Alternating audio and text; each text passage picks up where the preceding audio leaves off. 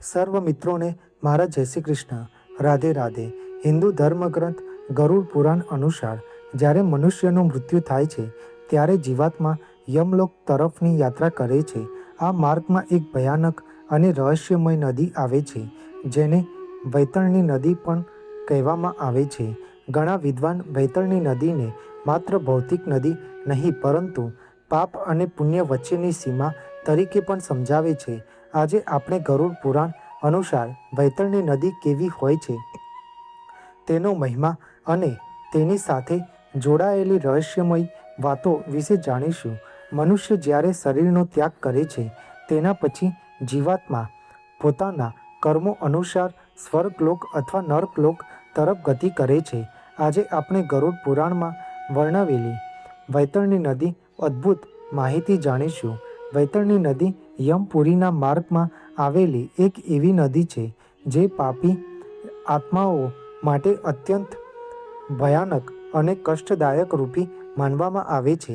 હિન્દુ ધર્મમાં માન્યતા છે કે મનુષ્ય મૃત્યુ પછી આત્માને યમલોકના માર્ગમાં આ નદી અવશ્યપણે પાર કરવી પડે છે. ગરુડ પુરાણમાં વર્ણન કરવામાં આવ્યું છે કે વૈતરણી નદી લોહી, પરુ, મળ, મૂત્ર, માંસ અને અન્ય અશુદ્ધ પદાર્થોથી ભરેલી છે. આ નદીને પાર કરવી અત્યંત કઠિન માનવામાં આવે છે.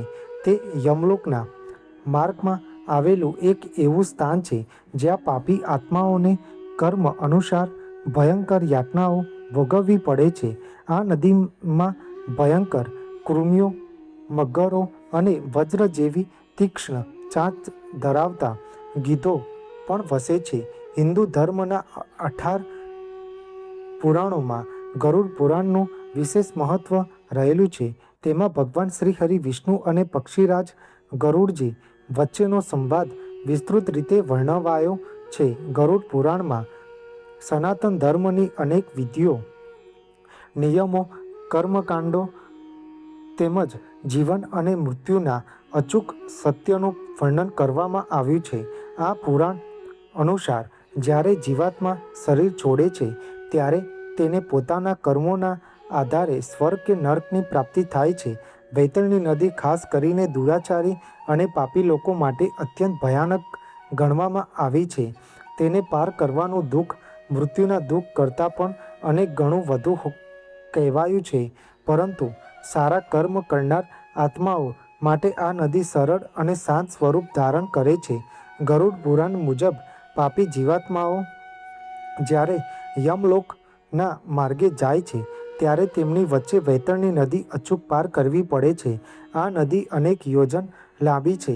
તેમાં ઘોર અંધકાર છવાયેલો હોય છે અને તે અગ્નિની જેમ હંમેશા ઉકળતી રહે છે.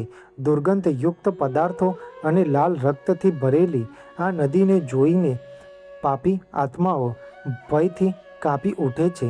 જે લોકોએ જીવનભર બીજાને દુઃખ જ આપ્યું હોય, ચોરી કરી હોય, દારૂ અને વ્યસનનો સહારો લીધો હોય, ગુરુજનોનો અનાદર કર્યો હોય, ગરીબોનો હક માર્યો હોય, માતા પિતાનું અપમાન કર્યું હોય, પતિ કે પત્ની સાથે છેતરપિંડી કરી હોય, મિત્ર સાથે વિશ્વાસઘાત કર્યો હોય, દાન પુણ્ય ન કર્યું હોય, વેદ શાસ્ત્રોની નિંદા કરી હોય, દેવતાઓનો અનાદર કર્યો હોય, નિર્દોષ પ્રાણીઓની હત્યા કરી હોય અથવા માંસાહાર કર્યો હોય, તેમજ પૂજા, યજ્ઞ અને ગોદાન જેવા પુણ્ય કર્મોથી દૂર રહ્યા હોય, આવા પાપી લોકોને મૃત્યુ પછી વૈતરણી નદીની યાતનાઓ ભોગવવી પડે છે.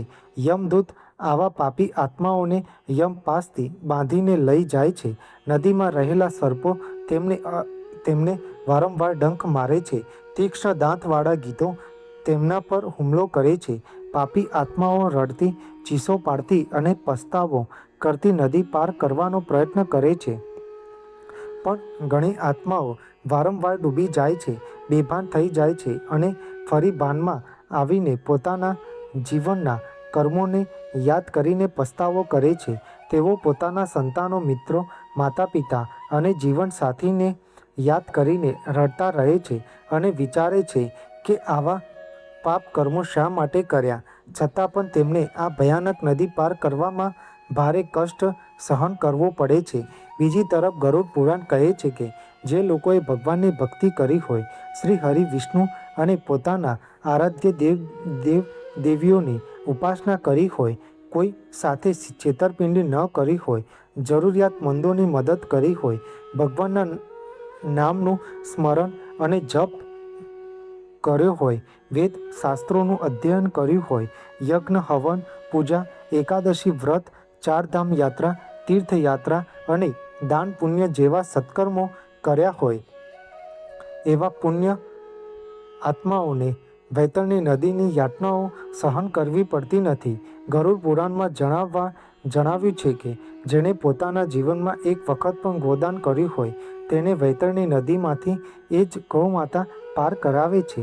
જ્યારે જીવાત્મા વૈતરણી નદીના કિનારે પહોંચે છે ત્યારે તે ગૌમાતા પ્રગટ થાય છે અને જીવાત્મા તેમની પૂંછડી પકડીને તેમના સહારે કોઈપણ કષ્ટ ભોગવ્યા વગર સરળતાથી નદી પાર કરી શકે છે.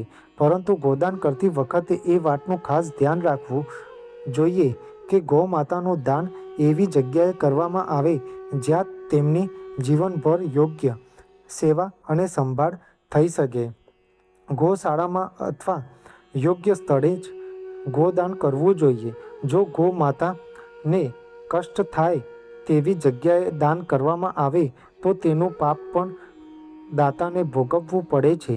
કેમ કે અમુક જગ્યાએ ગાયનું દાન કર્યા પછી અમુક સમયે તેની સાર સંભાળ બરોબર થાય છે. એ વાતનું પણ ધ્યાન રાખવું જોઈએ. ગાયનું દાન આપી દીધા પછી પૂરું નથી થઈ જતું, પણ કારણથી મનુષ્યના મૃત્યુ પછી ગૌમાતાની પૂજા કરવામાં આવે છે અને તેમની પૂંછડી પર જળ અર્પણ કરવામાં આવે છે, જેથી જીવાત્મા વૈતરણી નદી સરળતાથી પાર કરીને શુભ ગતિ પ્રાપ્ત કરી શકે. તેથી મનુષ્યએ પોતાના જીવનમાં ગોદાન અવશ્ય કરવું જોઈએ. જો જીવંત ગાયનું દાન શક્ય ન હોય તો પંચધાતુ અથવા ચાંદીની ગૌમાતાની પ્રતિમા, બ્રાહ્મણને ભોજન અને દક્ષિણા સહિત દાન કરવી જોઈએ. એવી માન્યતા છે કે આ પુણ્ય કર્મ પણ વૈતરણી નદી પાર કરવામાં સહાયક બને છે. વૈતરણી નદીનું વર્ણન મનુષ્યને ધર્મ, સત્ય, દયા અને દાન અને સદાચારનું જીવન જીવવા પ્રેરણા આપવા માટે કરવામાં આવ્યું છે, જેથી મનુષ્ય મૃત્યુ પછીના કષ્ટોથી મુક્તિ મળી શકે અને આત્માનું કલ્યાણ થઈ સદગતિને પામે. તમને મારી આ માહિતી સારી લાગી હોય અને કંઈક નવું જાણવા મળ્યું હોય તો મારી આ ચેનલને લાઇક, શેર, કોમેન્ટ, સબસ્ક્રાઈબ કરજો, જેથી તમને મારા નવા વિડીયોની માહિતી મળતી રહે. સર્વને મારા જય સ્વામિનારાયણ અને હર હર મહાદેવ.